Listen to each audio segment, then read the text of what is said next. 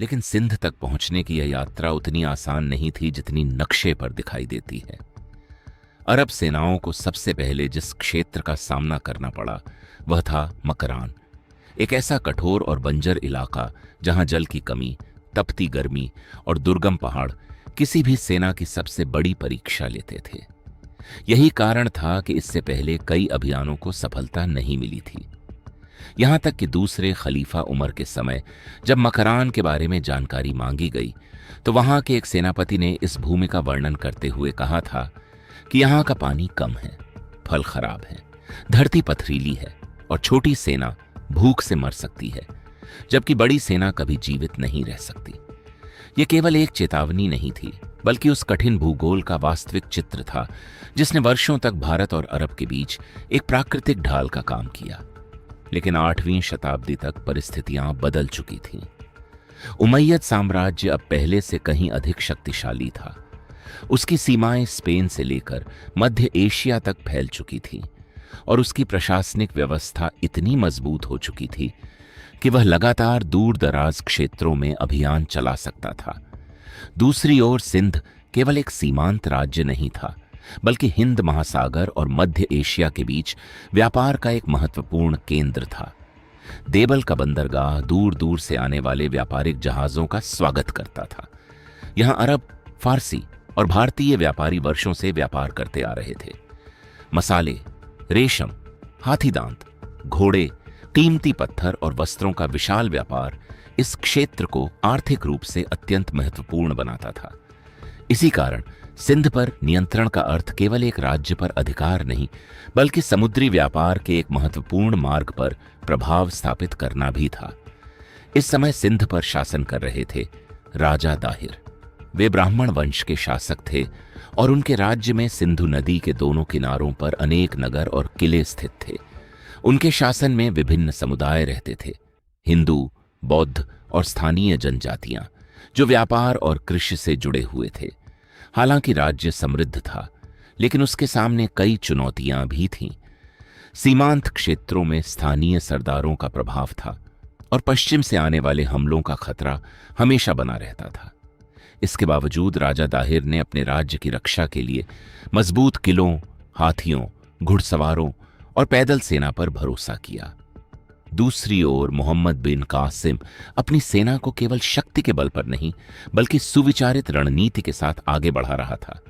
उसके साथ सीरिया और इराक के अनुभवी सैनिक थे, जिन्होंने फारस और मध्य एशिया के कठिन युद्ध देखे थे। उनके पास लोहे के कवच, लंबी भालाएं, शक्तिशाली धनुष और विशाल घेराबंदी यंत्र थे, जो ऊंची दीवारों वाले किलों को तोड़ने के लिए बनाए गए थे। सबसे प्रसिद्ध मंजनीक को कुछ स्रोत अल उरूस नाम से भी उल्लेखित करते हैं, जो भारी पत्थरों को दूर तक फेंक सकती थी। यह उस समय की सबसे प्रभावशाली घेराबंदी तकनीकों में से एक थी। जैसे जैसे सेना आगे बढ़ रही थी, वह केवल युद्ध नहीं लड़ रही थी, बल्कि रास्ते में पड़ने वाले छोटे छोटे किलों और बस्तियों पर नियंत्रण स्थापित करती जा रही थी, ताकि पीछे से किसी प्रकार का खतरा न रहे। इस अभियान में रसद, पानी और संचार की व्यवस्था उतनी ही महत्वपूर्ण थी जितनी तलवार और ढाल। अरब सेना का प्रत्येक कदम योजनाबद्ध था। उधर सिंध के दरबार में भी चिंता बढ़ती जा रही थी। समाचार लगातार पहुंच रहे थे कि एक विशाल सेना सीमा की ओर बढ़ रही है। राजा दाहिर जानते थे कि यदि इस आक्रमण को सीमा पर नहीं रोका गया तो संघर्ष सीधे उनके राज्य के हृदय तक पहुंच जाएगा। फिर भी उनके सामने एक बड़ी समस्या थी। भारत के अन्य राज्यों से तत्काल कोई संयुक्त सैन्य मोर्चा तैयार नहीं हो पाया। उस समय प्रत्येक राज्य अपनी सीमाओं और अपने हितों की रक्षा में अधिक व्यस्त था। यही राजनीतिक विखंडन आने वाले संघर्ष में एक महत्वपूर्ण भूमिका निभाने वाला था। लेकिन यह भी सच है कि सिंध की लड़ाई केवल राजा दाहिर की व्यक्तिगत लड़ाई नहीं थी। यह उस सीमा की रक्षा का प्रयास था जहां से भारतीय उपमहाद्वीप में प्रवेश का सबसे प्रमुख मार्ग खुलता था। अब दोनों सेनाओं के बीच की दूरी लगातार कम होती जा रही थी। रेगिस्तान की धूल में लिपटी अरब सेना आगे बढ़ रही थी, जबकि सिंध की धरती अपने इतिहास के सबसे निर्णायक संघर्षों में से एक के लिए तैयार हो रही थी। आने वाले दिनों में देवल की दीवारें, सिंधु का मैदान और राजा दाहिर का साहस इतिहास के पन्नों में अमर होने वाले थे, क्योंकि अब युद्ध केवल तलवारों से नहीं बल्कि रणनीति, धैर्य और संकल्प से भी लड़ा जाने वाला था। 711 ईस्वी का वह वर्ष केवल सिंध के इतिहास में नहीं बल्कि पूरे भारतीय उपमहाद्वीप के इतिहास में एक निर्णायक मोड़ बनने वाला था। जैसे जैसे मोहम्मद बिन कासिम की सेना आगे बढ़ रही थी, उसके सामने पहला बड़ा लक्ष्य था देवल का बंदरगाह। यह केवल एक नगर नहीं था बल्कि सिंध का सबसे महत्वपूर्ण समुद्री द्वार था। यहां से अरब, फारसी, भारतीय और दक्षिण पूर्व एशियाई व्यापारी सदियों से व्यापार करते आए थे। ऊंचे मंदिरों के शिखर दूर समुद्र से आने वाले जहाजों को दिशा दिखाते थे और व्यस्त बाजारों में दुनिया के अलग अलग हिस्सों से आए व्यापारी दिखाई देते थे। जो नगर कभी व्यापार और समृद्धि का प्रतीक था, अब युद्ध की आहट सुन चुका था। मोहम्मद बिन कासिम जानता था कि यदि देवल उसके नियंत्रण में आ गया तो सिंध का समुद्री संपर्क कमजोर पड़ जाएगा और आगे की सैन्य कार्रवाई कहीं अधिक आसान हो जाएगी। इसलिए उसने सीधे राजधानी की ओर बढ़ने के बजाय पहले इस रणनीतिक बंदरगाह को निशाना बनाया। दूसरी ओर राजा दाहिर ने भी अपने सेनापतियों को तैयार रहने का आदेश दिया, लेकिन उस समय वे स्वयं देवल में उपस्थित नहीं थे। उनके सामने एक कठिन रणनीतिक निर्णय था। क्या वे अपनी पूरी सेना लेकर तुरंत देवल पहुंचे या फिर राजधानी और सिंधु नदी के भीतर के क्षेत्रों की रक्षा के लिए अपनी शक्ति सुरक्षित रखें? इतिहासकारों के बीच इस निर्णय को लेकर अलग अलग मत हैं, लेकिन इतना निश्चित है कि यह युद्ध केवल तलवारों का नहीं बल्कि रणनीति का भी था। देवल की ऊंची दीवारों के सामने पहुंचकर अरब सेना ने घेराबंदी शुरू कर दी। विशाल मंजनिकों को तैयार किया गया, तीरंदाजों ने अपनी स्थिति संभाली और सैनिकों ने चारों ओर से नगर को घेर लिया। कई दिनों तक दोनों पक्षों के बीच भीषण संघर्ष चलता रहा। नगर के रक्षक दीवारों पर डटे रहे और हर हमले का जवाब तीरों और पत्थरों से दिया गया। दूसरी ओर अरब सेना लगातार अपने घेराबंदी यंत्रों से प्रहार करती रही। मध्यकालीन अरब स्रोतों में उल्लेख मिलता है कि नगर के प्रमुख मंदिर के ऊंचे ध्वजस्तंभ को गिराने के बाद रक्षकों का मनोबल प्रभावित हुआ। हालांकि विभिन्न स्रोत इस घटना का अलग अलग विवरण देते हैं और आधुनिक इतिहासकार इन विवरणों की आलोचनात्मक समीक्षा करते हैं। अंततः देवल अरब सेना के नियंत्रण में आ गया और सिंध अभियान का पहला बड़ा चरण पूरा हुआ। लेकिन यह केवल शुरुआत थी। राजा दाहिर अब समझ चुके थे कि शत्रु को हल्के में लेना असंभव है। उन्होंने अपनी सेना को संगठित करना शुरू किया। सिंधु नदी के किनारों पर सैनिकों की तैनाती बढ़ाई गई, हाथियों को युद्ध के लिए तैयार किया गया, घुड़सवारों को सीमाओं की निगरानी का आदेश मिला और विभिन्न किलों को सतर्क कर दिया गया। उधर मोहम्मद बिन कासिम भी हर विजय के बाद बिना रुके आगे बढ़ता गया। वह जानता था कि यदि उसकी गति धीमी हुई तो विरोधी राज्यों को एकजुट होने का समय मिल सकता है। इसलिए उसने तेजी बनाए रखी, छोटे छोटे किलों पर अधिकार किया, संचार मार्ग सुरक्षित किए और अपने पीछे मजबूत रसद व्यवस्था स्थापित की।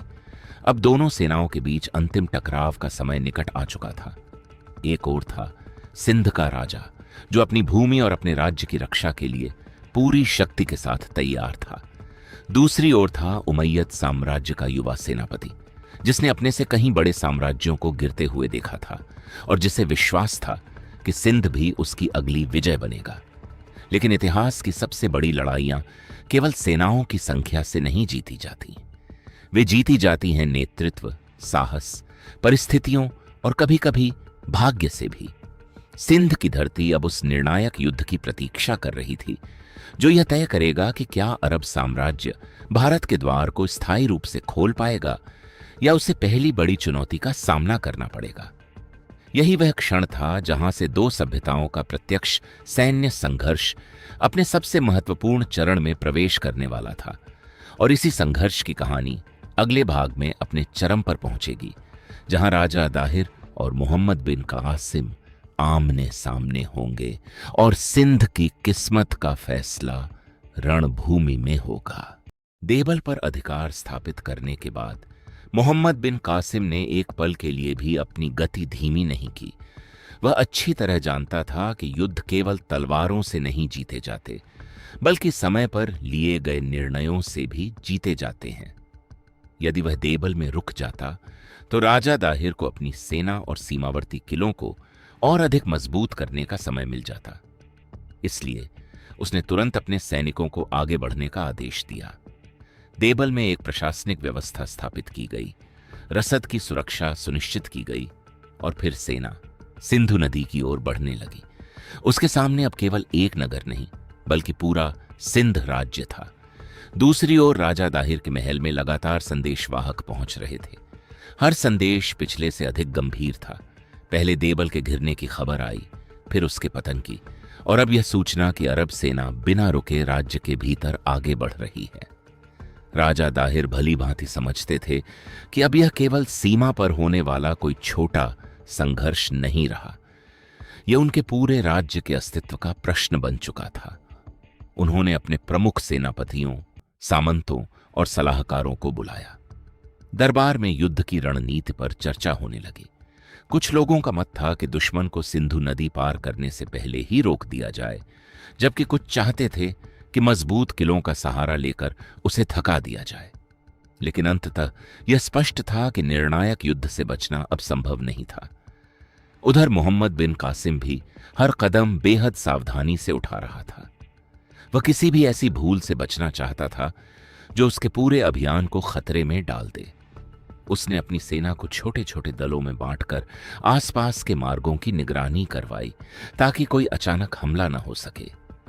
स्थानीय मार्गदर्शकों की सहायता ली गई, पानी के स्रोतों पर नियंत्रण स्थापित किया गया और प्रत्येक पड़ाव पर रसद की व्यवस्था की गई। यह अभियान केवल साहस का नहीं बल्कि उत्कृष्ट सैन्य संगठन का उदाहरण भी था। सिंध की धरती पर आगे बढ़ते हुए अरब सेना ने कई छोटे दुर्गों और बस्तियों को अपने नियंत्रण में लिया। कुछ स्थानों पर संघर्ष हुआ तो कुछ ने बिना लंबी लड़ाई के आत्मसमर्पण कर दिया। हालांकि हर क्षेत्र की परिस्थितियां अलग थीं और विभिन्न ऐतिहासिक स्रोत इन घटनाओं का अलग अलग वर्णन करते हैं, लेकिन इतना स्पष्ट है कि मोहम्मद बिन कासिम लगातार अपनी स्थिति मजबूत करता जा रहा था। इसी दौरान राजा दाहिर ने भी अपनी सेना को एकत्र करना शुरू कर दिया। सिंध के विभिन्न क्षेत्रों से योद्धा बुलाए गए, घुड़सवार दलों को तैयार किया गया, पैदल सैनिकों को हथियार वितरित किए गए और सबसे महत्वपूर्ण युद्ध हाथियों को सजाया जाने लगा। भारतीय युद्ध परंपरा में हाथियों का विशेष स्थान था। उनके विशाल आकार और शक्ति का उद्देश्य केवल शत्रु पर आक्रमण करना नहीं बल्कि उसके मनोबल को भी तोड़ना था। दूसरी ओर अरब सेना हाथियों से परिचित तो थी, लेकिन उनके विरुद्ध युद्ध करना आसान नहीं माना जाता था। यही कारण था कि आने वाला संघर्ष दोनों सेनाओं के लिए नई चुनौतियां लेकर आने वाला था। युद्ध की तैयारी केवल मैदान में नहीं हो रही थी बल्कि मन के भीतर भी चल रही थी। सिंध के लोगों के लिए यह उनकी भूमि की रक्षा का युद्ध था, जबकि अरब सैनिकों के लिए यह उमैयद साम्राज्य के विस्तार का अगला चरण था। दोनों पक्षों को विश्वास था कि विजय अंततः उन्हीं की होगी। जैसे जैसे दिन बीत रहे थे, दोनों सेनाएं सिंधु नदी के निकट पहुंचने लगीं। यह नदी केवल जलधारा नहीं थी बल्कि प्राकृतिक रक्षा रेखा भी थी। इसकी चौड़ी धारा, बदलते प्रवाह और सीमित पारमार्ग किसी भी सेना की गति को रोक सकते थे। इसलिए जो भी पहले उचित स्थान पर नियंत्रण स्थापित करता, उसे रणनीतिक बढ़त मिल सकती थी। राजा दाहिर ने नदी के आसपास की गतिविधियों पर कड़ी निगरानी रखने का आदेश दिया, जबकि मोहम्मद बिन कासिम उपयुक्त स्थान की तलाश कर रहा था जहां से उसकी सेना सुरक्षित रूप से आगे बढ़ सके। इतिहास अब उस बिंदु पर पहुंच चुका था जहां पीछे लौटना किसी भी पक्ष के लिए संभव नहीं था। अरब सेना ने सिंध की सीमा पार कर ली थी। देबल उनके नियंत्रण में था और अब उनकी दृष्टि राज्य के हृदय पर थी। दूसरी ओर राजा दाहिर ने भी यह निश्चय कर लिया था कि अंतिम निर्णय रणभूमि में ही होगा। बहुत जल्द सिंध की धरती उस युद्ध की साक्षी बनने वाली थी जिसे आने वाली पीढ़ियां सदियों तक याद रखेंगी। एक ऐसा युद्ध जहां केवल दो सेनाएं नहीं बल्कि दो राजनीतिक शक्तियां, दो सैन्य परंपराएं और दो अलग अलग विश्व दृष्टियां आमने सामने खड़ी थीं। अगले ही चरण में दोनों सेनाओं का सामना सिंधु के मैदानों में होने वाला था, जहां इतिहास अपना सबसे निर्णायक फैसला सुनाने की तैयारी कर चुका था।